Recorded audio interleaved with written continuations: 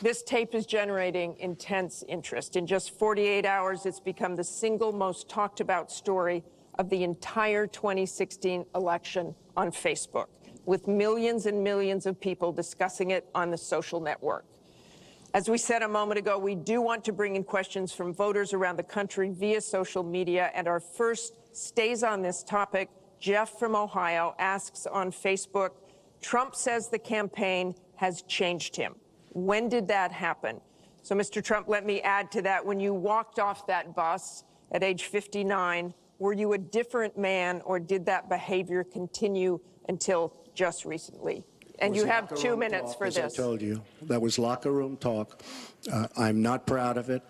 I am a person who has great respect for people, for my family, for the people of this country, and certainly I'm not proud of it. But that was something that happened. If you look at Bill Clinton, far worse, minor words, and his was action.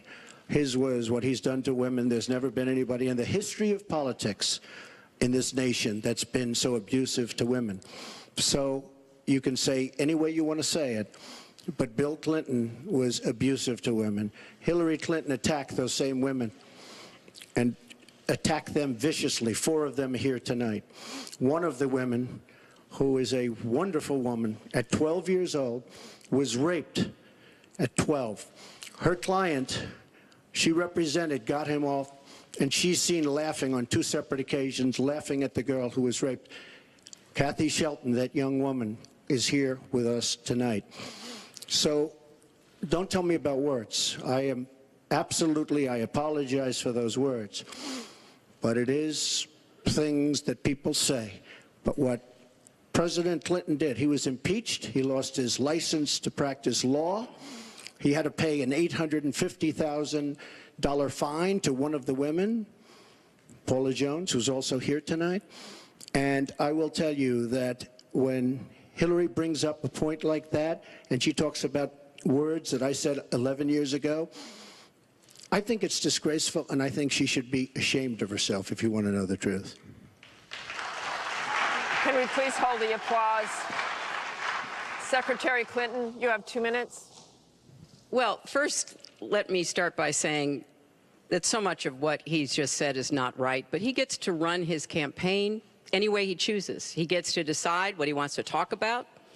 Instead of answering people's questions, talking about our agenda, laying out the plans that we have that we think can make a better life and a better country, that's his choice. When I hear something like that, I am reminded of what my friend Michelle Obama advised us all. When they go low, you go high. And look, if this were just about one video, maybe what he's saying tonight would be understandable.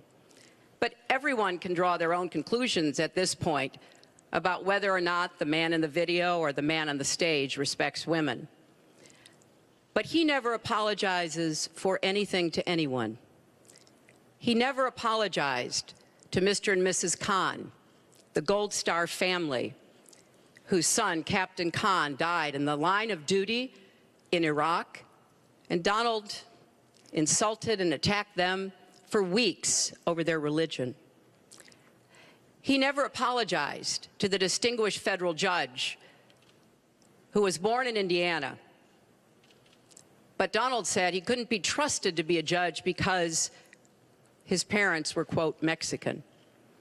He never apologized to the reporter that he mimicked and mocked on national television, and our children were watching. And he never apologized for the racist lie that President Obama was not born in the United States of America. He owes the president an apology, he owes our country an apology, and he needs to take responsibility for his actions and his words.